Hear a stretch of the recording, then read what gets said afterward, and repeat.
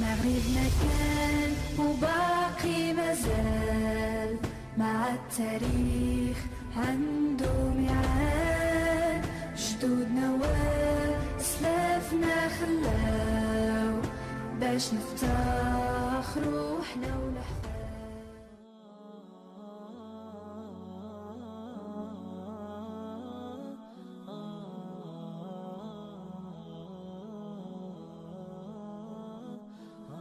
Assalamu alaikum wa rahmatullahi wa barakatuh. Son nom est synonyme de vérité, de justice et d'équité. Lorsque celui-ci est prononcé, alors les tyrans se mettent à trembler. Youssouf ibn Tashafin. Il est encore aujourd'hui le symbole de l'islam triomphant. Sa figure est sans aucun doute la plus monumentale de l'histoire de l'Afrique et d'Al-Andalus. Sa réforme dans les domaines militaires et économiques, ainsi que l'édification d'un système social et judiciaire de grande ampleur, feront de lui le plus important gouverneur de la civilisation islamique depuis les compagnons du prophète.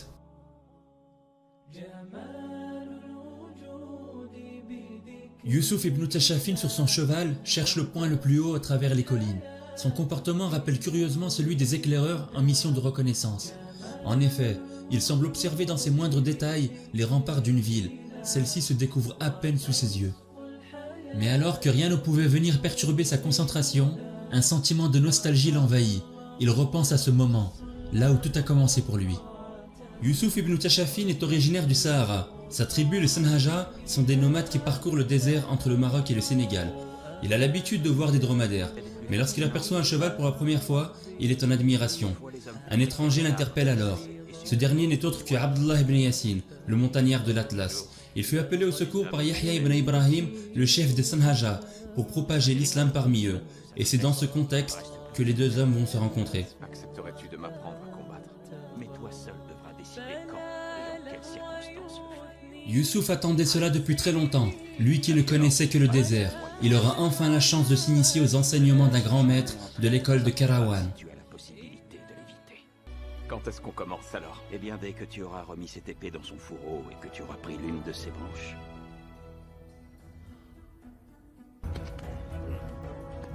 Et c'est ainsi que débutera la formation de Youssouf dans le Sahara.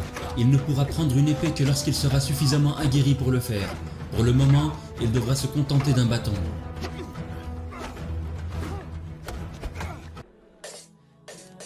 Le combat au bâton n'est que le début d'une longue formation militaire qui l'attend. Il doit apprendre à forger cette épée qui le fait tant rêver, mais il ne pourra pas encore l'utiliser.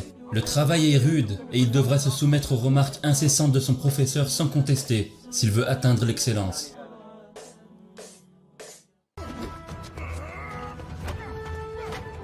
Les mois vont s'écouler et à la mort du noble Yahya ibn Ibrahim, Abdullah ibn Yassin devra fuir la tribu des Sanhaja. Il sera suivi par des compagnons dont les premiers sont Abu Bakr ibn Omar et son cousin Youssouf ibn Tashafin. Ensemble, ils construiront un Rebat et dorénavant tous les entraînements seront encadrés à l'intérieur. Durant ces entraînements, Youssouf ne l'a pas oublié. Il sait qu'il revient de très loin, lui et les compagnons. Souvenez-vous lorsqu'ils ont fui la tribu des Sanhaja. Ils vont errer dans le désert durant plusieurs semaines sans eau ni nourriture. La mort se rapprochant de plus près et ils perdront certains des leurs. Heureusement pour eux, Allah en a voulu autrement et ils ont été secourus.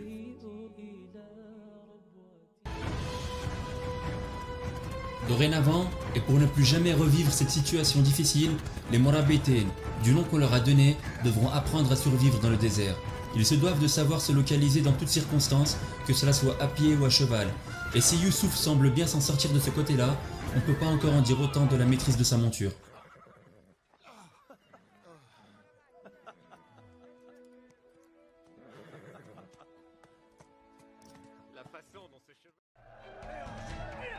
Mais Youssouf ne se résignera pas. Doté d'une grande solidité morale, il fera preuve de persévérance dans ses entraînements sans jamais abandonner.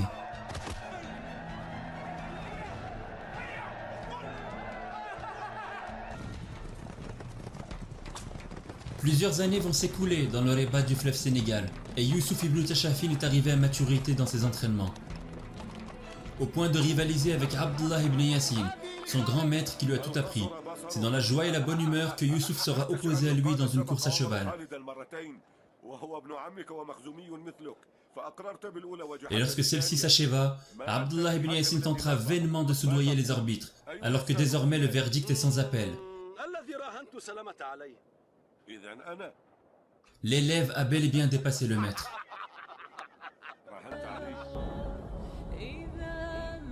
Youssouf se retrouve seul de temps à autre, préférant cacher sa tristesse. Il ne sait pas si ses entraînements lui serviront un jour et s'il aura enfin le privilège de se voir octroyer une arme.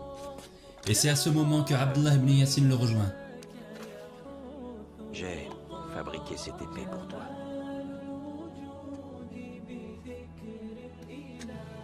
Le grand moment de Youssouf ibn Tashafin est enfin arrivé.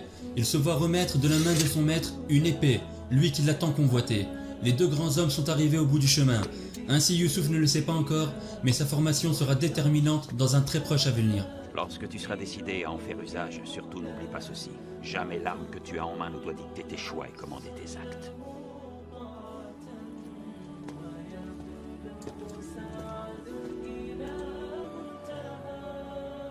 Un soir, lorsque tous les habitants du Rebat dormaient, Abdullah ibn Yassin invita ses compagnons chez lui afin de leur faire une annonce. لعل بعضكم قد بات يحدث نفسه قد غدا أبونا أمير المؤمنين ونحن ولده فإذا خرج أحدكم إلى حاجته ظن أنه يميت الناس له إنما رفعنا الله بالإسلام والتواضع له سبحانه وأن الناس لينظرون إليكم كما ينظر الطير إلى اللحم فإن وقعتم وقعوا وإن هبتم هابوا فإذا نهيتم الناس عن أمر فكونوا أول من ينتهي فإني والله ما أوتي بأحدكم وقع فيما نهيت الناس عنه إلا أضعفت له العذاب لمكانه حتى يقول أحدكم ليت أبانا لم يتولى أمر المسلمين فنكون كعصاة. Ce sont là des adieux à peine voilés qu'il fait à ses compagnons, et pour cause.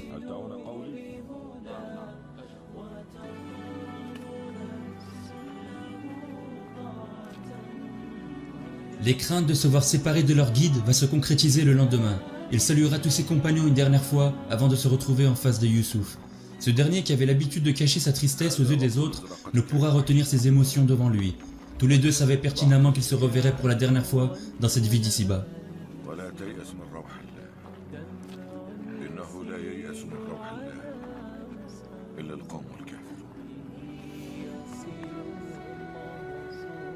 Un danger imminent menace l'islam dans son intégrité, la redoutable tribu des Bergouata qui régnait sans partage sur la côte atlantique du Maroc. Elle est dirigée par un des descendants du faux prophète, Saleh ibn Tarif, et il est bien décidé à combattre les Almoravides depuis sa petite capitale, Anfa. En s'unissant, ces imbéciles se figurent qu'ils peuvent nous renverser. Je tiens à être en première ligne pour mener l'assaut. Toi, pendant ce temps, tu veilleras sur la ville. Ils sont une menace pour nous tous. Une menace pour notre pouvoir. Alors je compte sur toi, ne me déçois pas.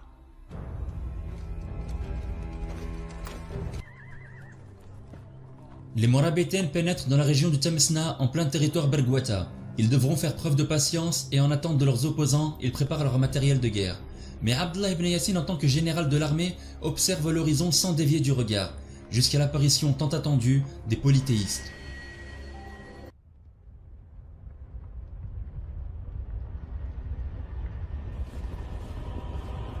Les Morabétaines sont témoins d'un spectacle des plus inquiétants. Plusieurs milliers de soldats endoctrinés par le faux prophète et qui sont déterminés à combattre l'islam par tous les moyens mis à leur disposition.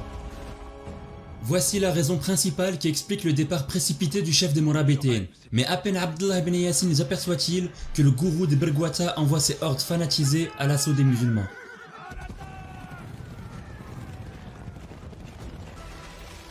La discipline des soldats Morabétaines sera mise à rude épreuve. Les archers dégainent leurs flèches vers le ciel, en attente d'ordre. Ainsi, à la retombée, elles prendront de la vitesse pour transpercer les armures ennemies. Les archers se sont montrés très adroits. En effet, leurs flèches feront tomber plusieurs cavaliers ennemis. Après avoir vu cela, Abdullah ibn Yassin donne l'ordre à la cavalerie de charger à son tour. Elle sera suivie par l'infanterie derrière elle jusqu'au choc frontal imminent.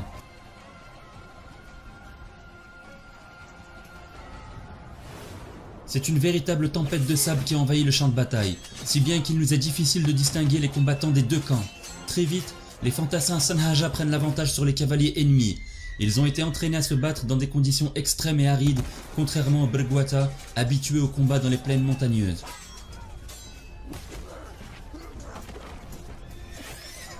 Abdullah ibn Yassin est déchaîné comme jamais. Son épée s'abat sur chacun de ses opposants, suscitant une vague d'effroi dans les rangs polythéistes.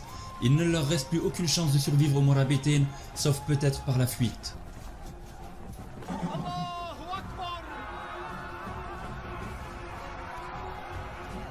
Étrangement, alors que la victoire était assurée aux Almoravides, Abdullah ibn Yassin prendra une décision incompréhensible.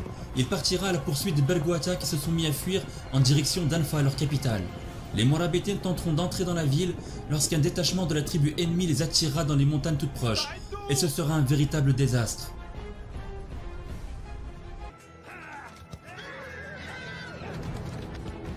Les Mourabitines ne se doutaient pas du piège Bergwata. Ils tomberont dans une embuscade tendue par le faux prophète qui les attendait cachés dans la montagne, tandis que les Mourabitines poursuivaient un détachement qui jouait le rôle d'appât.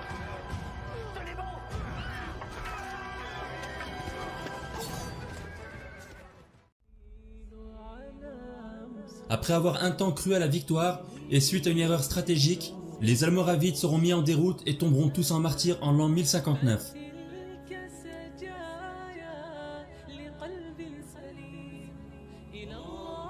Youssouf se lamente devant le corps inerte de son maître. Le réformateur de la foi s'en est allé après avoir longuement préparé sa succession. Quelle sera la réaction des Mourabitines? Vont-ils perdre la foi ou se rappelleront-ils qu'à travers la mort de leur guide, Allah est et restera toujours vivant? Et il y aura des tragédies.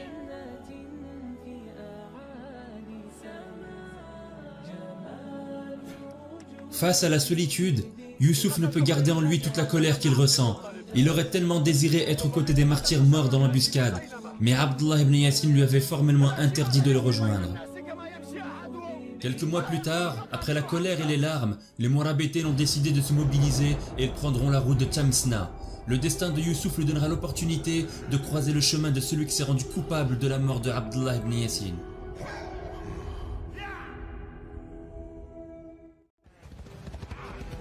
Nous sommes témoins d'une bataille décisive. Abu Bakr ibn Omar, le successeur des Almoravides, en est conscient, et Youssouf, son cousin, est bien décidé à punir le faux prophète. Le choc entre les deux hommes décidera de l'issue de la bataille.